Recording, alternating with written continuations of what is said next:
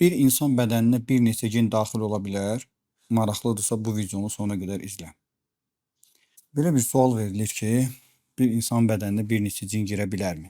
Və yaxud bəzi xəstələr iddia edirlər ki, mənim bədənimdə 70-ə yaxın cin var, 100-ə yaxın cin var, bir qəbilə cin var. Soruşduqda bunu hardan bildin, necə təyin etdin? Deyir ki, baxıcı dedi, cindar dedi və yaxud ruqyatçı dedi. Birincisi, bir insan bədəninə ümumiyyətlə cin daxil ola bilərmi? Bəli, insan bədəninə cin daxil ola bilər. Bu ayrı bir mövzudur. Lakin birdən artıq cin daxil ola bilərmi? Belə deyirik ki, bir insan bədəninə bir cindən artıq cin daxil olması mümkündür. Çünki birincisi, cinlər insan bədəninə müxtəlif səbəblərlə musallat olurlar. Məsələn, ola bilsin ki, bir insana vaxtı ikən göz səbəbi ilə cin musallat olsun, daha sonra eşq səbəbi ilə, sevgi, ehtiras səbəbi ilə cin musallat olsun, daha sonra ona cadu olunsun və bu cadu səbəbi ilə bir cin musallat olsun və beləcə ona 3 fərqli səbəbdən, fərqli yolla, fərqli niyyətlə, məqsədlə cin musallat olsun. İkinci məsələ odur ki, müşahidə etdikdə, bəzi xəstələrinin halını analiz etdikdə görsənir ki, onda olan cin, məsələn, dünən olan cin bugün olan cindən fərqlənir. Özünü aparmaqdan, davranışından, müəyyən xasiyyətindən, reaksiyalarından və s. Və bunu müşahidə etmək mümkündür. Lakin burada önəmli bir məqam var ki, ola bilsin ki, eyni cin hər gün özünü müxtəlif formada göstərsin. Müxtəlif davranışla ruqyatçını və yaxud xəstəni aldatsın ki, və yaxud aldatmağa cəhd etsin ki, sanki onun bədənində bir neçə cin var. Bunu təbii ki, təcrübəli ruqyatçı təyin edə bilir.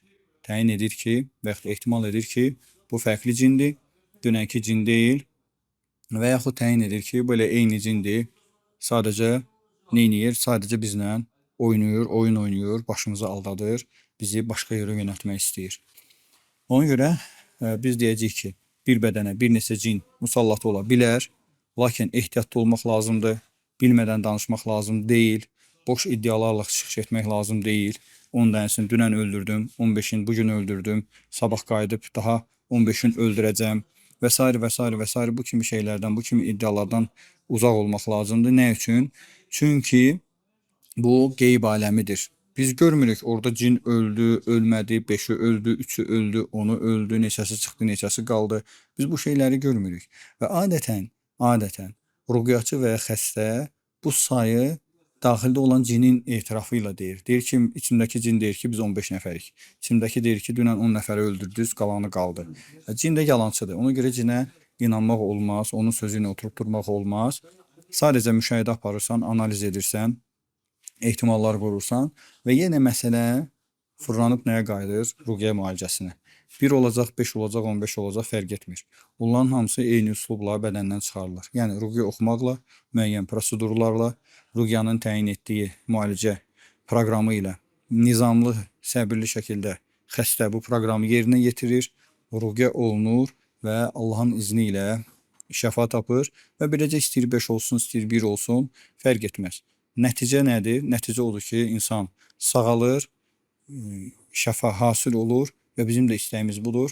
Uca Allahdan bütün xəstələrimiz üçün şəfa diləyirəm. Allah Taala bizi insanların və cinlərin gözündən, həsədindən, nəfsindən qorusun və bizə afiyət versin.